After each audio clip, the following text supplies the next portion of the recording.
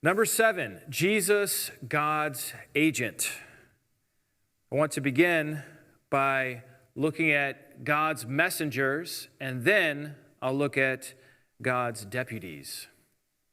And we're looking at the topic of Jesus as God's agent, but I want to lay some foundation from the Old Testament first. So first up, we have Exodus chapter 3, verse 2, which reads, "He looked, and behold, the bush was burning, yet it was not consumed.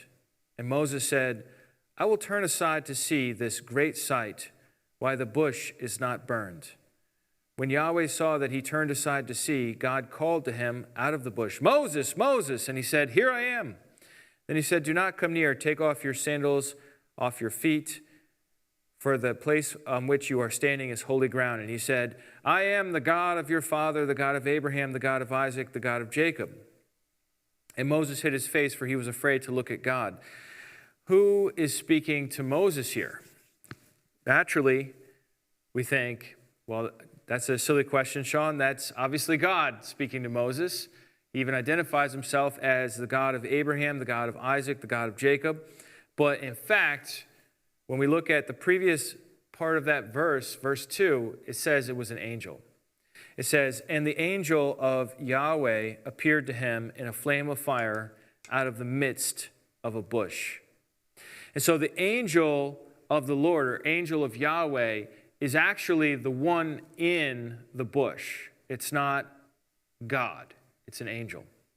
And this is confirmed to us from Acts chapter 7 when Stephen refers back to it. And Stephen says, "Now when 40 years had passed, an angel appeared to him in the wilderness of Mount Sinai, in a flame of fire in a bush." So once again, we have an angel. When Moses saw it, he was amazed at the sight. And as he drew near to look, there came the voice of the Lord. "I am the God of your fathers." Isn't that something? So it's the angel speaking as if the angel is God. Verse 35, "This Moses, whom they rejected, saying, Who made you a ruler and a judge? This man God sent as both ruler and redeemer by the hand of the angel who appeared to him in the bush." So God's angel speaks for him, and I think that's just as simple as it is. It seems like there's a lot of confusion on the burning bush and Exodus 3 and God and the angel. Look, the angel, we know from the text, was there. We also know from Stephen looking back on it, was an angel, not actually God himself, the infinite creator of everything, in a little bush, right? That makes sense. But what throws people off is that the angel speaks as if the angel is God. The angel says, "I am Yahweh, your God, the God of Abraham, Isaac, and Jacob." And so that's very difficult for people because they think, well, this angel is taking these divine prerogatives and claiming these authorities, which are obviously not true. Well, I don't think this is really a problem for the Bible because nobody addresses it. In fact, I think this is just the way it works. Now, some people have claimed ever since like about a century, a little more than a century after Christ, about 120 years after Christ, we had Christians starting to claim that the angel of the Lord just is Jesus before he was born. Now, my first thought on that is that the Bible never makes this point. The Bible never says, Jesus never says, "I was the angel of the Lord. I appeared to Moses." Jesus could have said that if that's what he wanted to say. But he didn't. So the Bible never makes that point. So if we are going to make the point that the angel of the Lord is the pre-existent Jesus, that's our point. That's not the Bible's point. It's our point.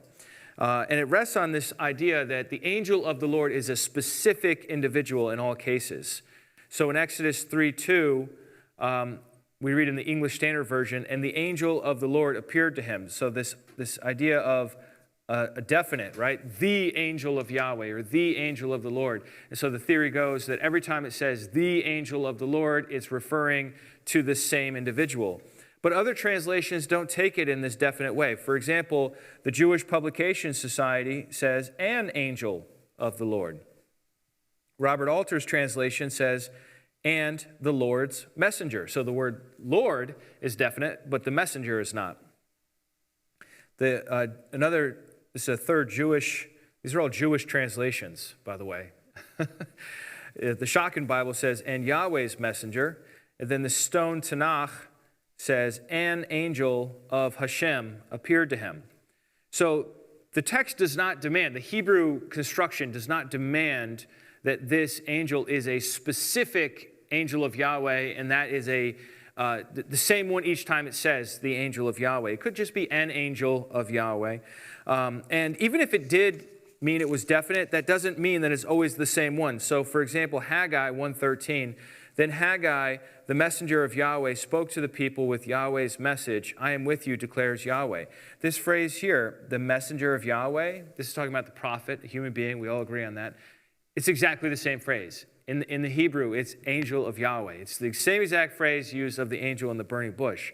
Now, Haggai, of course, is a human being, not a spiritual being, but he's functioning as God's messenger. And notice that when Haggai speaks, he doesn't say, God is with you. He says, I am with you, declares Yahweh. Haggai is actually saying, I am with you, declares Yahweh.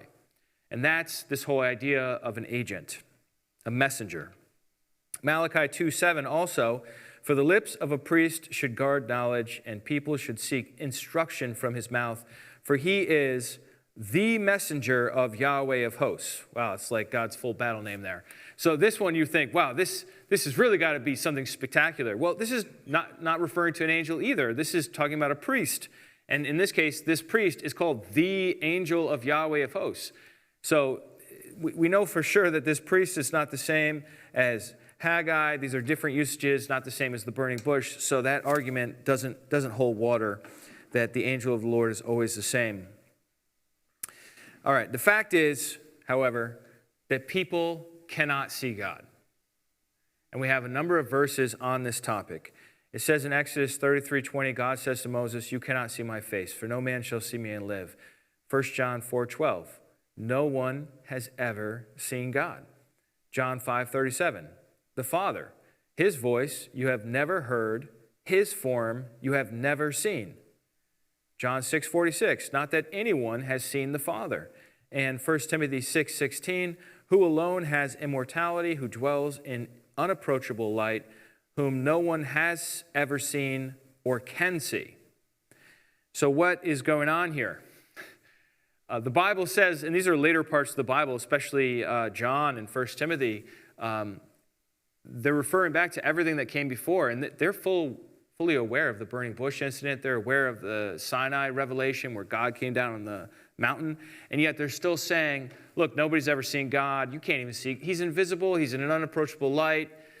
So but people did see God. What did they see? They saw an angel. They saw a fire. They saw Or they heard a still small voice. Elijah heard a still small voice. That was God. But God wasn't physically there.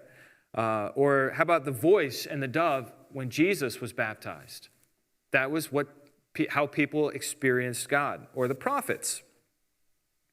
And so this is a very important concept to grasp, that when God works through an agent, that agent can speak as if he or she is God. And how somebody treats that agent is God considers that as how you treat him. All right, so let's talk about deputies. We talked about messengers, let's talk about deputies. A deputy is a person appointed as a substitute with power to act. I think that is just such a great definition for what it is I'm trying to get across to you this evening. A deputy is a person appointed as a substitute with power to act. So if you deputize someone, that person stands in for you in a situation. And as it turns out, in a sense, humanity itself is already deputized. We've already been called by God, right from creation, to stand in for him as his rulers. Genesis 1:26 says, then God said, let us make man in our image after our likeness and let them have dominion. You see how he talks about image and likeness, and then he says immediately right afterwards, let them have dominion. And it goes on from there. Because we're made in God's image, we are able to have dominion. And God wants humanity to have dominion over the earth. Psalm 8:3 says, when I look at your heavens, the work of your fingers, what is man, or what is humanity, that you are mindful of him, and the Son of Man, that you care for him. Yet you have made him a little lower than the heavenly beings and crowned him with glory and honor. You have given him dominion over the works of your hands. You have put all things under his feet. This psalm refers back to Genesis 1:26. I really appreciated the thoughts of Peter Gentry in his Kingdom Through Covenant book when he wrote, the term image indicates that Adam, that's the Hebrew word for human, Adam has a special position and a status as king under God. I think this is just huge. To be a human, according to the creation account, is to have a special status as king under God. Humans rule as a result of this royal status. The term to rule, radah, in Genesis 1:26 and 28, is particularly true of kings, as Psalm 72:8 illustrates. Also, the term to subdue, kavash, especially speaks of the work of a king. Further confirmation comes from Psalm 8, which verses 5 through 8 constitute a word-by-word commentary and meditation on Genesis 1:26 to 28. Psalm 8:5, which says, you have made him a little less than the gods, you have crowned him with glory and honor, is a commentary on Genesis 1:26a. Let us make mankind in our image and according to our likeness. Note in particular that the terms in Hebrew for crown, glory, and honor are all royal terms. This shows that the psalm writer understood image to speak of royal status. In other words, from the beginning, our destiny as humankind is to be God's deputies, to be God's imagers who carry out dominion on God's behalf. This makes even more sense once you start to think about how images worked in the culture of the world when Genesis was written. In the time when Genesis was written in that part of the world, kings would set up images. We call them idols, right? You remember Nebuchadnezzar set up this huge image of himself and how he was so great, had everyone bow to it. This is something that was done. Once again, quoting from the Kingdom Through Covenant book, which writes, Hans Walter Wolff expresses that matter well. In the ancient East, the setting up of the king's statue was the equivalent to the proclamation of his dominion. See, that's not a connection I would have made, but that was obvious to ancient people. You have a statue of yourself, that means you have dominion over the area where you have the statue, over the sphere in which the statue was erected. When in the 13th century BC, the pharaoh Ramesses II had his image hewn out of rock at the mouth of the Nahr el-Kelb on the Mediterranean north of Beirut, the image meant he was the ruler of this area. Accordingly, man is set in the midst of creation as God's statue. Whoa. I think that's a really powerful point, right?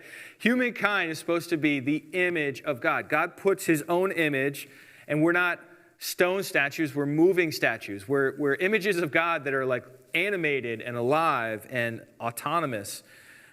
And yet, the consequence of this way of thinking about it is that we have an obligation to our Creator to represent his interests and his dominion, not our dominion alone.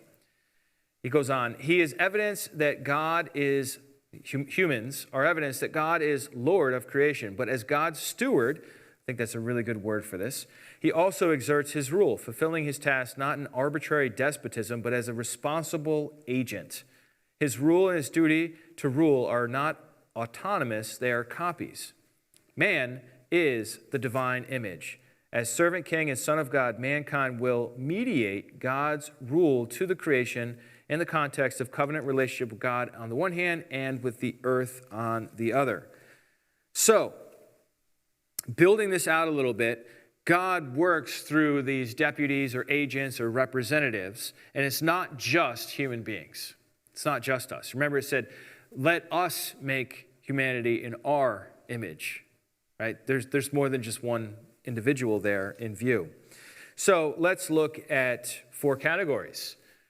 God's deputies. See, I got a little sheriff's deputy badge there in the background. And we've got the divine council. We have judges, priests, and kings. The divine council was given the commandment by God to oversee the various nations of the world, except for Israel. Israel, according to Deuteronomy 32, was for Yahweh himself, and the other nations were apportioned according to the number of the sons of God. Then you have the judges. Right before the period of the kings, we had the period of the judges. These were individuals handpicked by God to represent him, to do his will, to carry out justice, to rescue the people, to be God's deliverer or saviors of the people. And then later on in Israel, once there was already a king, there were still judges. There were still people that you would go to for decisions. And then, of course, we have the priests, and they stand in for God to the people. And then the kings. What are the kings to do? They're to enforce God's way of life, which at that time was called Torah, the law. That's what the king was supposed to do, is to enforce the law, that people would live by that in the land. But what about the ultimate? The ultimate ideal for God's deputy, God's ruler, is found in Isaiah 11:2, where we read, "And the Spirit of Yahweh shall rest upon him, the spirit of wisdom and understanding, the spirit of counsel and might, the spirit of knowledge and the fear of Yahweh. And his delight shall be in the fear of Yahweh. He shall not judge by what his eyes see, or decide disputes by what his ears hear, but with righteousness he shall judge the poor and decide with equity for the meek of the earth." So this is such a great description, right, of a human being who does God's will as a ruler, as somebody who's exercising authority, stewardship, representation. This, of course, is a messianic prophecy. We'll get to the Messiah in a little bit. But I want to move on to my next point, which is that now because these various agents of God represent him, the Bible occasionally, not all over the place, but occasionally calls them gods. And this is really weird. We don't have this in America. Well, we have American Idol, but that's just, I think, a secondary use of the word idol, right? But we don't really have this idea of calling humans gods in this kind of way. Let me say it again. Because these various agents of God represent him, the Bible calls them Elohim, which is the Hebrew word for God, capital G or lowercase g, God, or gods. So we have something similar to this in our culture. We have the police, and if the police come and knock on your door, they don't say, "Officer Brown, open up." What do they say? "Police! Police!" But that's not the police. That's just one officer. So they're claiming to represent. They're claiming their identity on the basis of who they represent, not on the basis of who they are individually. And then the FBI, of course, the FBI bursts into the back room of the restaurant where the shady crimes are being committed, and they shout, "FBI!" Right? They don't say, "Oh, I'm Agent Scully, and I'm here to arrest you." No, they shout "FBI," and that's what they put on the backs of those little windbreakers they wear, at least on TV. Who knows if those happen like that in real life? And you notice they don't have names on each one. They're just like, collectively, we are FBI, and that's what you need to know. They're not the FBI. Each one individually is not the FBI. Each one individually is a representative or an agent, FBI agent of the FBI. So we have this in our culture a little bit. We also have the power of attorney, very similar kind of idea where somebody can sign over authority for another person to act on their behalf. And so this is how God has chosen to do things. Let's look at some of these examples. Let's look at the divine counsel first. Psalm 8:5. We already had seen it. I didn't really comment on it, but it says, "Yet you have made him a little lower than the heavenly beings." This phrase, heavenly beings, is actually just the Hebrew word Elohim. And in Hebrews 2:7, it says, "You made him," where this is quoted, "you made him for a little while lower than the angels." So we see a nice, very simple equation here where two parts of the Bible are saying the same thing using different words. And that's a really helpful way to figure out synonyms when you have this. And so Elohim can be translated God, can be translated gods, can be translated heavenly beings, or angels. And that's important because our word God doesn't do all that. Our word God is more limited than all of this flexibility or fluidity, as they call it. Here's another example, Psalm 82, verse 1. God has taken his place in the divine council. In the midst of the gods, he holds judgment. Now he's going to talk to the gods. How long will you judge unjustly and show partiality to the wicked? Selah. Give justice to the weak and the fatherless. Maintain the right of the afflicted and the destitute. Rescue the weak and the needy. Deliver them from the hand of the wicked. They have neither knowledge nor understanding. They walk about in darkness. All the foundations of the earth are shaken. You get the impression that the whole world is a mess. Injustice is reigning supreme rather than justice. And that these gods are really bad at their job. And then we get to verse 6. I said you are gods. There it is again. Sons of the Most High, all of you. Nevertheless, like men you shall die, and fall like any prince. Arise, O God, judge the earth, for you shall inherit all the nations. So that's Psalm 82. God had apportioned these other nations to the realm of these other gods, or sons of God, as they're called in other places. And they did a bad job. And so the psalmist is saying, arise, God, go take the nations. Go do something. Fix this problem. But once again, these are angelic beings or spiritual beings that are being called Elohim or Elim as gods. Then we have the judges. It depends on what Bible translation you're reading. You might not ever see this, but it is there. The judges, within the law of Moses, the judges are actually called gods. Totally weird, right? So this is Exodus 7:1 first. We'll look at Moses himself. The ESV says, and Yahweh said to Moses, see, I have made you like God to Pharaoh, and your brother Aaron shall be your prophet. I'm here to tell you that is a totally dishonest translation. This word like is not there in the Hebrew, which is why the New American Bible translates it, the Lord answered Moses, see, I have made you a God to Pharaoh, and Aaron, your brother, will be your prophet. That's what it actually says. It doesn't say I've made you like God. Like God can mean a lot of things, but I made you God to Pharaoh is what it actually says. God can make somebody else a God if that person functions in that role of God to someone else.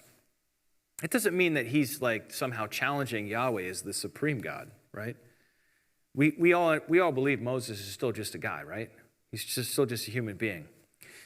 All right, let me show you a couple other quick examples. Exodus 21, verse 5. But if the slave plainly says, I love my master, my wife, and my children, I will not go out free. Then his master shall bring him to God, and he shall bring him to the door of the doorpost.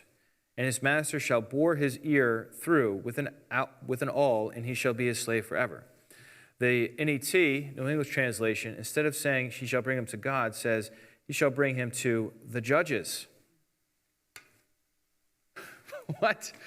Well, it's a long-standing tradition in English translations to translate this word judges. And the ESV was somewhat embarrassed about that. And they're like, oh, let's just call it God because that's what it says in the Hebrew. They were inflexible, whereas the word Elohim was being flexible, the translators being inflexible. They were like, let's just get rid of this and put God in. But in fact, it is very commonly in older translations, and the NET is a more recent translation than that, but translated judges. And so we see it also in chapter 22, verse 8. This is the ESV again. If the thief is not found, the owner of the house shall come near to God to show whether or not he has put his hand to his neighbor's property. So that doesn't make any sense. What does that mean? How do you come near to God? Well, what about the other translation?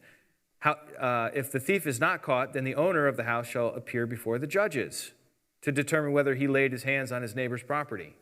Right? It makes perfect sense. So, and this is the New American Standard 2020 edition that's translating it judges. So it's actually a newer version than the ESV, where once again the word God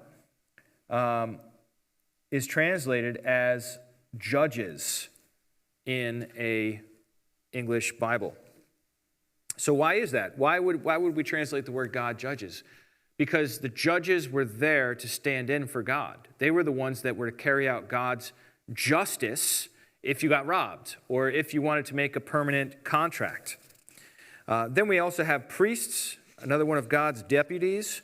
Now, I don't have a verse in the Bible where a priest is actually called God, but I think this is pretty self-explanatory in the sense that the role of a priest is an intermediary. The priest represents the people to God and represents God to the people. I mean, that's just what priests do in any religion. So they stand in for God on earth. For example, when people come to bring sacrifices, they bring the sacrifice to the priest. But what do they think they're doing? I'm bringing the sacrifice to God. But the priest is the one who receives it, who cuts it, who turns it into smoke and sends it up into the sky, right? And then they have a meal together, depending on what kind of sacrifice it is, or if it's a grain offering. It's a little simpler, I think.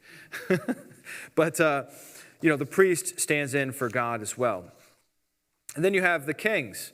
Did you know that Israelite kings are at least twice called gods in the Old Testament? Interesting. Here's the first one, Psalm 45, verse 1. My heart is moved with a good theme. I address my verses to the king. My tongue is the pen of a ready writer. You are the most handsome of the sons of mankind. Sounds like a good-looking king. Grace is poured upon your lips. Therefore, God has blessed you forever. Verse 3, strap your sword on your thigh, mighty one, in your splendor and majesty, and in your majesty ride on victoriously for the cause of truth, humility, and righteousness. Let your right hand teach you awesome things. Your arrows are sharp. The peoples fall under you. Your arrows are in the heart of the king's enemies. Your throne, God, is forever and ever. The scepter of your kingdom is a scepter of justice. You have loved righteousness and hated wickedness. Therefore, God, your God, has anointed you with the oil of joy above your companions. What in the world is going on here? So at verse 3, not even verse 3, verse 2, right? We have this you happening. You, your, and so on. This is all talking to the king. This is not talking to God. This is talking to the king. So like your arrows are the king's arrows. Let your right hand teach you awesome things. The king, under you, and so on. And then he says, your throne, God. So he's been talking to the king this whole time. So it doesn't make sense to say in verse 6, now he's switching to talk to God. And if you do think he's now switching to talk to God, you've got a real problem in verse 7 because now God has a God. So what's going on here is he's calling the king God in this lesser, secondary, representative sense, but at the same time recognizing that as elevated and exalted as this king is, he still has a God who's over him. And I wanted to read you a little statement about this from the commentary on the New Testament use of the Old Testament, which reads, the punctuation and syntax of the Masoretic text, that's the Hebrew, support the reading, your throne, O God, is forever and ever. A word of prophecy concerning the perpetual nature of the king's rule. Perhaps the most prominent difficulty for reading Elohim as vocative, that's O God, is the earthly king being addressed as God, or a divine one. The term Elohim, finally, has a great deal of fluidity in the Hebrew Scriptures, being used variously of heavenly beings. We already looked at that, Psalm 8:5. Judges, Psalm 82, 1 and 6. Moses, Exodus 7:1. And the specter of Samuel, 1 Samuel 28:13. Thus, I agree with those who opt for the traditional view. Now, some others have argued that we should translate this as God is your throne, rather than your throne, O God. But look, based on the context and like talking about you, and you are mighty, and you, O God, and so on, this seems to fit better to say that the psalmist is calling the king God. The Zondervan Illustrated Bible Backgrounds commentary by John Walton says, The NIV capitalizes God, suggesting that the psalmist turns the address to God at this point. However, throughout the context, the king is the addressee. In what sense can the king be called God? By virtue of his divine appointment. The king in the ancient Near East stood before his subject as a representative of the divine realm. Look, this is not like I'm trying to convince you. This is just a fact. Ancient people in that part of the world around that time, outside of Israel, we're not even talking about the Bible right now, we're talking about just ancient people around. They looked at their kings as gods, not because they were immortal or couldn't die, but because they represented another god, right? So an Assyrian official writes to his king, the well-known proverb says, man is a shadow of a god. The king is the perfect likeness of the god. The Egyptian Seti, the first, around the year 1300 BC, addressed the future rulers of Egypt, you are like divinities. A king is counted among the gods. Egyptian texts often referred to the king as God.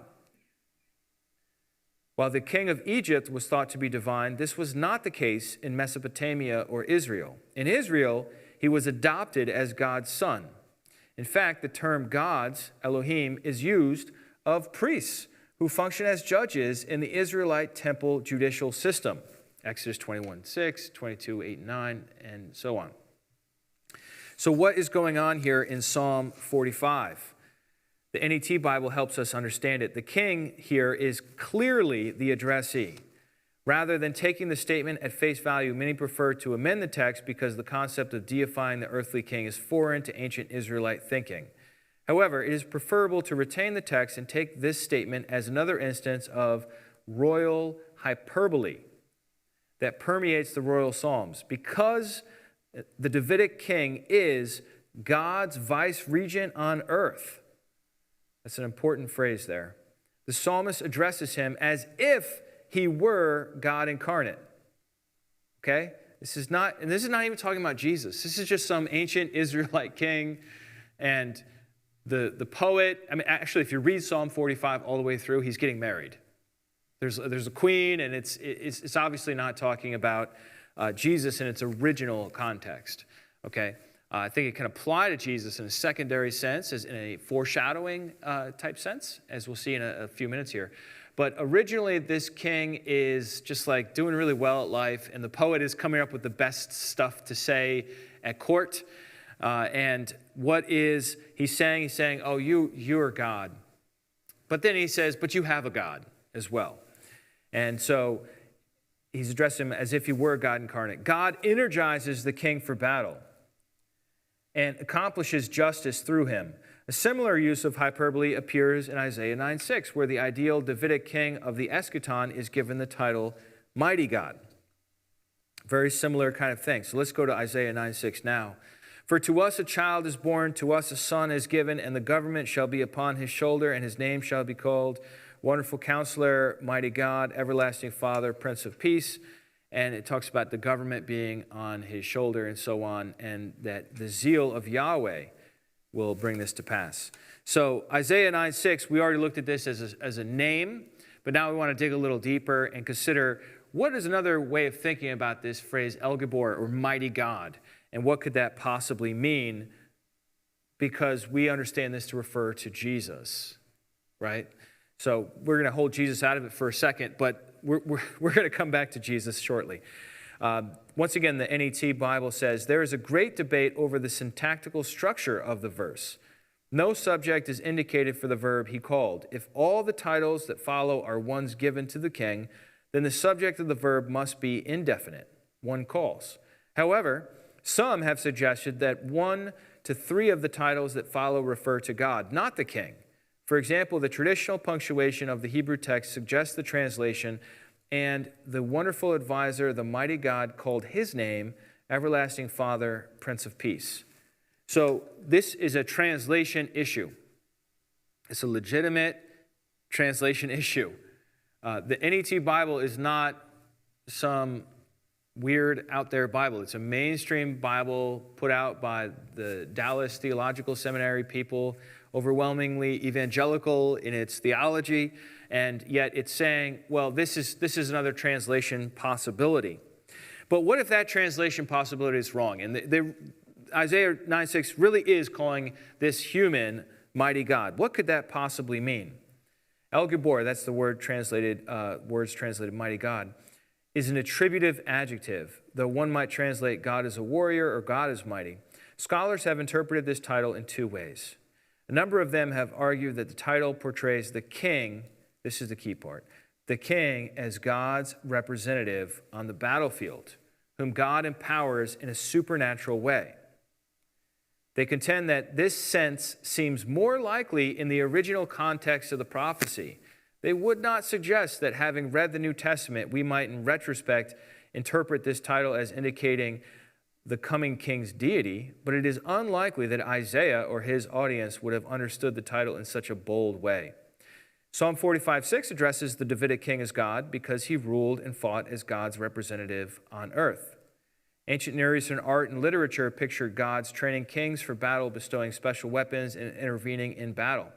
According to Egyptian propaganda, the Hittites described Ramesses II as follows: "No man is who is among us. It is Seth, great of strength, Baal in person. Not deeds of a man are these his doings. They are of one who is unique."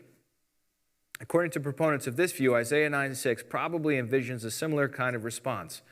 When friends and foes alike look at the Davidic king in full battle regalia, when the king's enemies oppose him on the battlefield, they are, as it were, fighting against God himself. Now look, I know I'm reading to you a lot, okay? I realize that. And I'm doing that for a couple of reasons. One is because this is so weird that I fear if I just told you what I have discovered and believe, you would say, "You're just making that up, man. You're just making that up because you know there are a couple of places in the New Testament where Jesus is called God, and so you're just conjuring up this wild idea that the word God is actually flexible enough to apply to human beings." So I'm being very careful to cite sources of people who disagree with my theology so that you see that nobody's making this up. This is actually a real phenomenon that occurs. And my last source that I want to cite, as far as my initial point that humans can be called gods or others can be called gods other than God himself, is Jesus. He's my last source on this that I want to make this point. Jesus himself talked about God in this secondary way. John 10:33, the Jews answered him, "It is not for a good work that we are going to stone you, but for blasphemy, because you, being a man, make yourself God." Jesus answered them, "I am God, and your pathetic stones can't hurt me." No, that's not what he said, is it? Like, why didn't he just say that? No, he didn't say that. Jesus answered them, "Is it not written in your law? I said you are gods? If he called them gods, to whom the word of God came, and scripture cannot be broken, do you say of him whom the Father consecrated and sent into the world, you are blaspheming because I said, I am the Son of God? If I am not doing the works of my Father, then do not believe me. But if I do them, even though you do not believe me, believe the works, that you may know and understand that the Father is in me, and I am in the Father." Again, they sought to arrest him, but he escaped from their hands. So, what do we have going on here?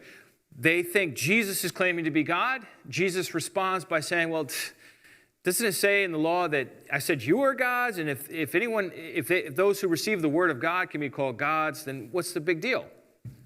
So Jesus' defense is, hey, God can be used in this other way where it's not infringing on Yahweh as the one true God, because we're talking about people who receive his word and carry out his word. And that's been Jesus' whole ministry, everything he's done. As he says, even right here, the Father is in me, and I am in the Father. And he says, he's doing the works of my Father.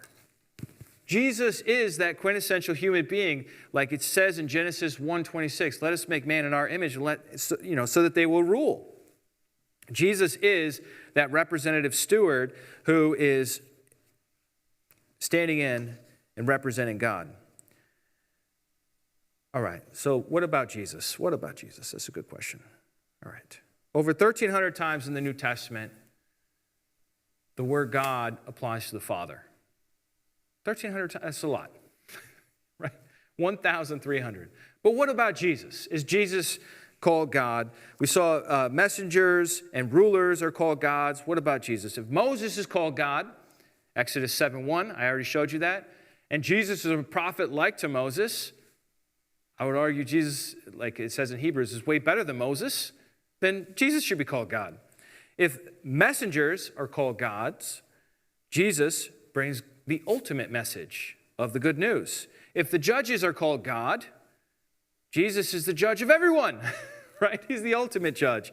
If the priests stand in for God, what about Jesus, who is the high priest after the order of Melchizedek in heaven itself, the holiest place imaginable, right next to God? Then yeah, that makes sense. What about the kings? This Davidic king who's getting married in Psalm 45 is getting called God. Jesus is the Davidic king. Jesus is the king of all other kings. So in all these senses, Jesus checks every box, yep, check, judge, prophet, messenger, king, and so on. And not only does he check all the boxes, he outperforms all of the previous examples. So I would say that actually if Jesus is not called God, I would be suspicious. I'd be like, wait a second, that's weird. And so in fact, what we see in Hebrews 1:8 is that Jesus is called God. Hebrews 1:7 says, of the angels, he says, he makes his angels winds and his ministers a flame of fire. That, I think, refers to the burning bush. You remember how we started? I talked about how there was an angel in the bush and people get all confused. They're like, oh, it's God. It's like God's avatar or something. No. It says it's an angel. Just don't complicate it, okay? It's an angel, but speaking as if that person is God because it's God's minister. So the angels are his ministers, his servants. Verse 8, but of the Son, he says, your throne, O God, is forever and ever. The scepter of uprightness is the scepter of your kingdom. You have loved righteousness and hated wickedness. Therefore, God, your God, has anointed you with the oil of gladness beyond your companions. So what's going on here? What's going on here? The author of Hebrews is calling the author of Hebrews is making the argument that Jesus is superior to the angels, right? To the angels, he says, oh, you guys are like winds and ministers, right? You're winds and ministers. That sounds cool, I guess.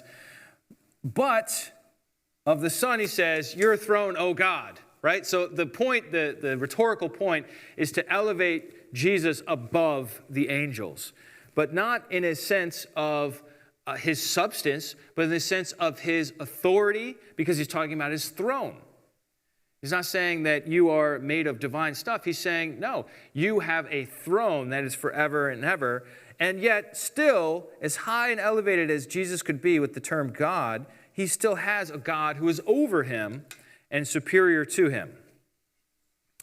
All right, now once again, lest you accuse me of making all this up, I want to conclude by showing you dictionary definitions. In an earlier version of this presentation, I started with the dictionary definitions, and everybody, I think, pretty much fell asleep. So I think, right now, if people are already asleep anyhow, this won't hurt them, right?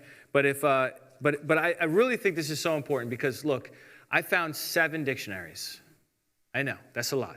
Hebrew dictionaries, Greek dictionaries, some of them are absolutely state-of-the-art, the best that you could buy. Right? And others are freebie ones. And these are all the dictionaries that I have. And I'm just looking up the word God, and I'm going to be very brief, and then we'll be done. And I want to show you what they say, because they all talk about this secondary sense in which God can apply to humans. Are you ready? Never been so excited to look at a dictionary. All right. First up, the Hebrew Aramaic lexicon of the Old Testament, also called the Halot. Under definition 3, B, for the word Elohim, the word God, says Moses in God's place. For Aaron, Moses for Pharaoh. That's the definition for the word God. One of the definitions is Moses. The Brown, Driver, and Briggs Hebrew lexicon. Definition 1A, rulers, judges, this is my favorite part, either as divine representatives at sacred places or as reflecting divine majesty and power. So the word God applies to a representative or one who reflects God's majesty and power. And then under definition 2D, it says, a godlike one, Moses, in relation to Aaron, in relation to Pharaoh, the Messianic king, O God. Then it references Psalm 45:7. Eerdmans Dictionary, the most frequent generic name for God in the Old Testament. Then it goes on a little bit from there. It says, a nuance, this is towards the end of the definition. You got to dig for these. A nuance of great importance also underlines the limited use of Elohim for living humans. Moses will be as God / a God to Aaron and Pharaoh. And the king can be called God in comparison to his subjects, Psalm 45. Kohlenberger / Mount's Concise Hebrew Aramaic Dictionary says, any person characterized by greatness or power, mighty one, great one, judge. Bauer, Danker, Arndt, Gingrich, Greek English Lexicon of the New Testament, which we usually just call the BDAG because it's shorter. Definition 4 says that which is non-transcendent but considered worthy of special reverence or respect, under letter A, of humans. Humans are called gods in the Old Testament also. Exodus 7:1, 22:27. Of Caesars. This is going outside the Bible to other Greek literature. Yeah, Caesar's called God for honors accorded. They have another example of a physician who is addressed as God, a high official, or of a benefactor. Freeburg, Greek lexicon, definition 5, figuratively, this is a New Testament, theos, of persons worthy of reverence and respect as magistrates and judges, gods, John 10:34. And last of all, Thayer's Greek lexicon, definition 4, theos is used of whatever can in any respect be likened to God or resembles him in any way, Hebraistically equivalent to God's representative or vicegerent of magistrates and judges, John 10:34, Psalm 82, and so on. So I know what you're thinking. You're thinking, Sean, that's great, but what is a vicegerent? Glad you asked that. A vicegerent is not a word I use every day, but it's the perfect word for what we're talking about. And I think it will be a nice way to end this little exploration. A vicegerent is a person exercising delegated power on behalf of a sovereign ruler. A person regarded as an earthly representative of God or a God, especially the Pope. So we'll set the Pope to the side. That's not really what we're talking about. We're talking about within the Bible's times itself. But so somebody can be called God because they are a person exercising delegated power. Let's review. Number 1, God works through agents, whether messengers or deputies. Number 2, when messengers speak for God, they speak as if they are God because they are his agents. Number 3, God's original intention for making humanity in his image was that we would rule over the world for him.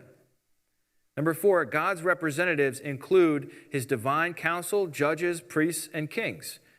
Number 5, because God's agents represent him, the Bible occasionally calls them God's uppercase or God's lowercase, depending on the translation. Number 6, as God's supreme agent, the Messiah is properly called God in this secondary sense, Hebrews 1:8.